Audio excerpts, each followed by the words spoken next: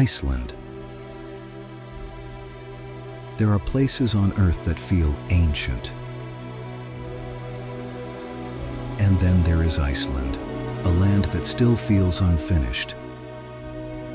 A place where the ground breathes, where glaciers grind mountains into dust, where fire rises quietly beneath snow, and silence stretches so wide it feels heavier than sound.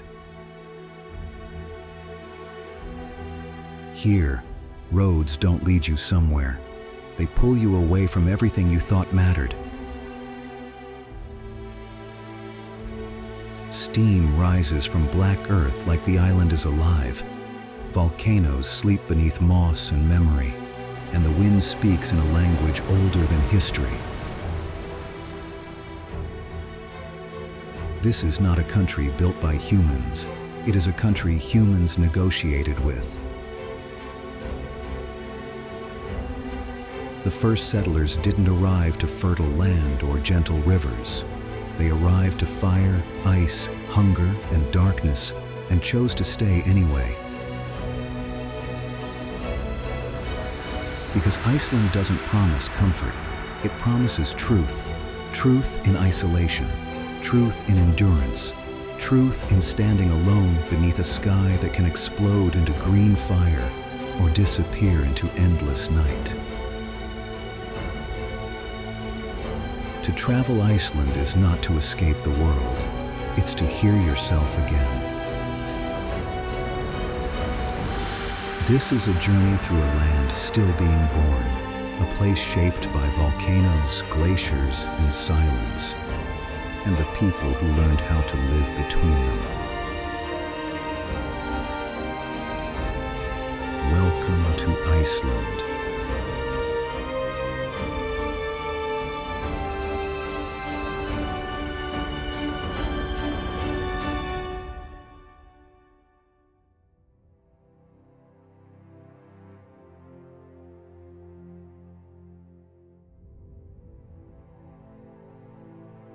Iceland begins below your feet, not in mountains, not in skies, but deep beneath the crust of the earth, where two continents are tearing themselves apart. Here, the land is still being made. Iceland sits directly on the mid-Atlantic ridge, a massive fracture where North America and Europe drift away from each other, millimeter by millimeter, year after year. Most places on Earth hide this violence beneath oceans. Iceland puts it on display. Volcanoes do not dominate this island. They are the island. Lava fields stretch for miles like frozen oceans. Black rock, sharp and raw, slowly softened by moss that takes decades to grow. A green skin over ancient fire. Some eruptions announce themselves with thunder and ash. Others arrive quietly, lava creeping forward like a living thing, swallowing roads, reshaping valleys, erasing what stood there before.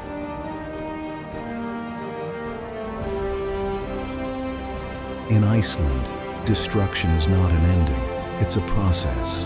Entire towns have been rebuilt after fire claimed them, fields buried, harbors reshaped, coastlines rewritten, and still, people stay. Because fire here is not only feared, it is understood. It heats homes, powers cities, melts snow in winter so life can continue.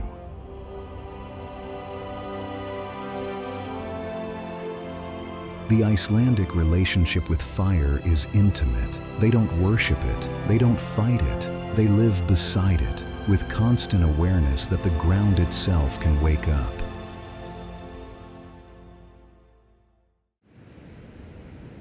Even the quiet places carry tension. A peaceful hillside, a road cutting through empty land, a field that looks still but hums faintly beneath the surface.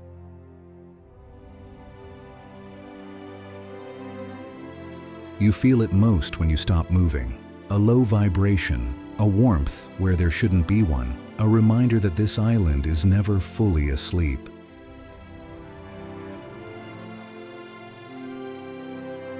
Iceland teaches you something early in the journey. Stability is an illusion, and beauty often comes from instability.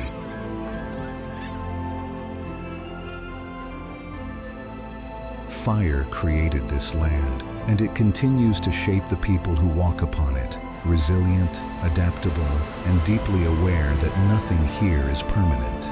Not the mountains, not the towns, not even the ground beneath their feet.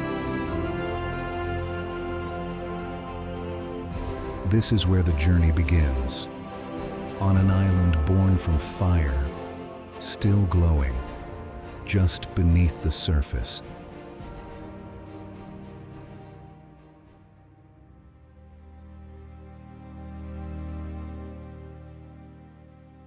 If fire is Iceland's heartbeat, ice is its memory. Glaciers press down on this island like ancient thoughts, slow, patient, unstoppable. They do not rush, they do not announce themselves, they simply endure.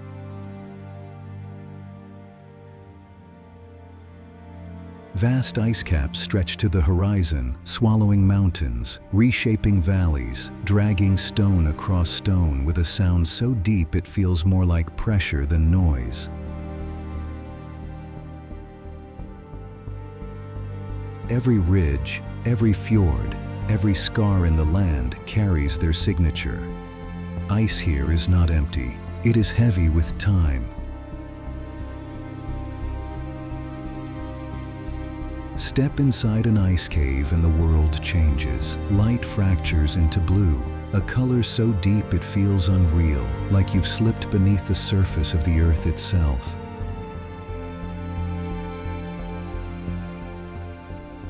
The walls curve and breathe. Water drips slowly, each drop a quiet countdown toward disappearance.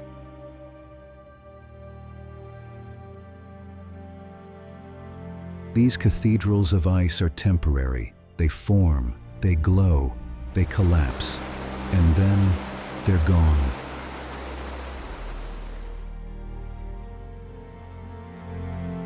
Glaciers feed rivers that carve paths through black sand plains.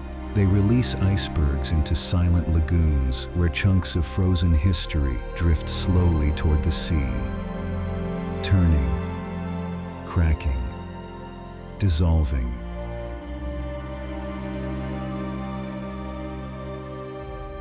Nothing here resists change. Everything submits to it.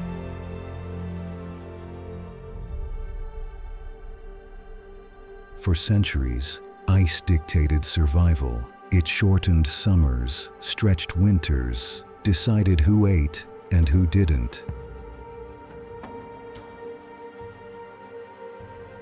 Isolation wasn't a feeling, it was a condition, and yet, within this cold restraint, life adapted, not by conquering ice, but by waiting it out.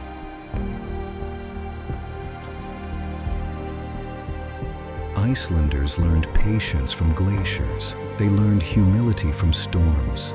They learned that endurance is quieter than strength and far more powerful.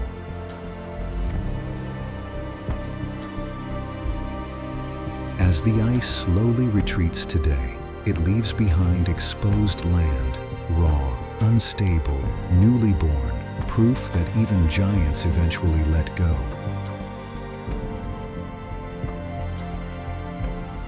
Standing here, surrounded by frozen silence, you understand something simple and unsettling.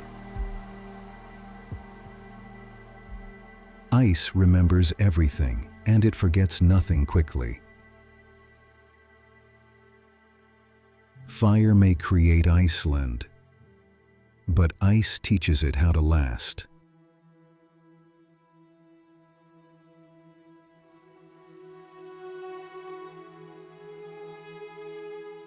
After the emptiness, Reykjavik feels almost unreal, not because it's loud, but because it exists at all. This is the northernmost capital city on Earth, built at the edge of lava fields and cold seas, where colorful rooftops stand against gray skies like quiet defiance. There are no skyscrapers here, no overwhelming scale, just a compact city that feels human.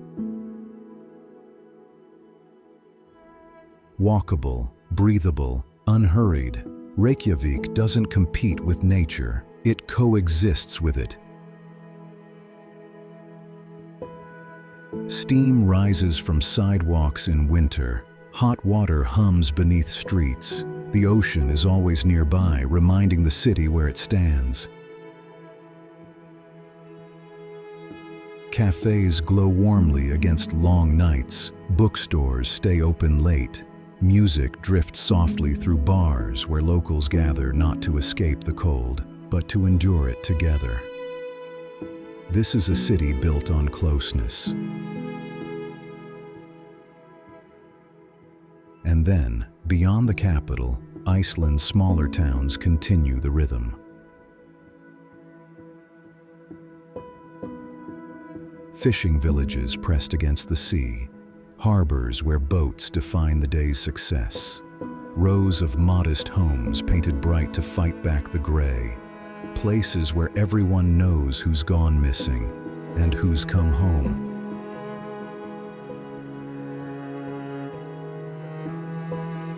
In towns scattered along fjords and peninsulas, life moves with the weather.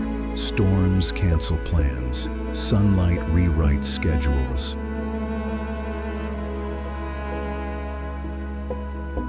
Isolation isn't romantic, it's practical. People rely on one another because there's no alternative.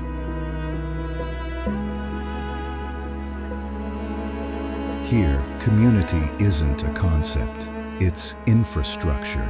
You feel it in shared pools, in quiet greetings, in the way time stretches without apology.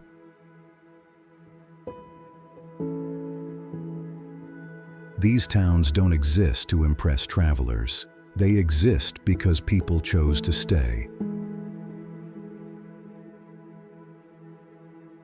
Together, Reykjavik and the small cities reveal something essential about Iceland. Even in a land of extremes, human life doesn't shout. It glows softly, it gathers when needed, and it leaves space for weather, for silence, for one another. This is Iceland's final balance, not fire or ice, but people finding their place between them.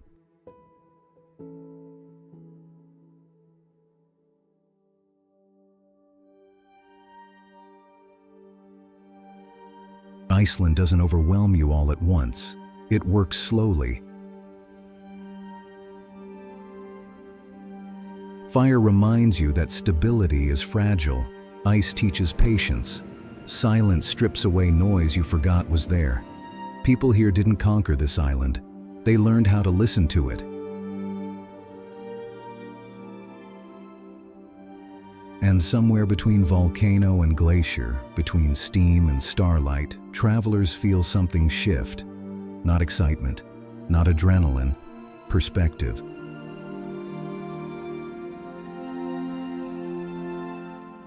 You leave Iceland with fewer words, a deeper breath, a quieter mind, because this land doesn't ask you to be impressed. It asks you to slow down, to notice, to remember how small you are and how connected.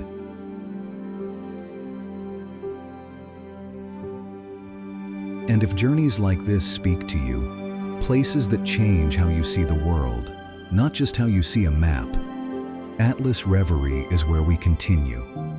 More lands shaped by time, more quiet moments worth listening to, more journeys that stay with you long after the road ends.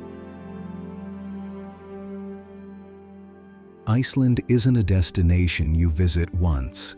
It's a place that follows you home, long after the light fades, long after the silence returns.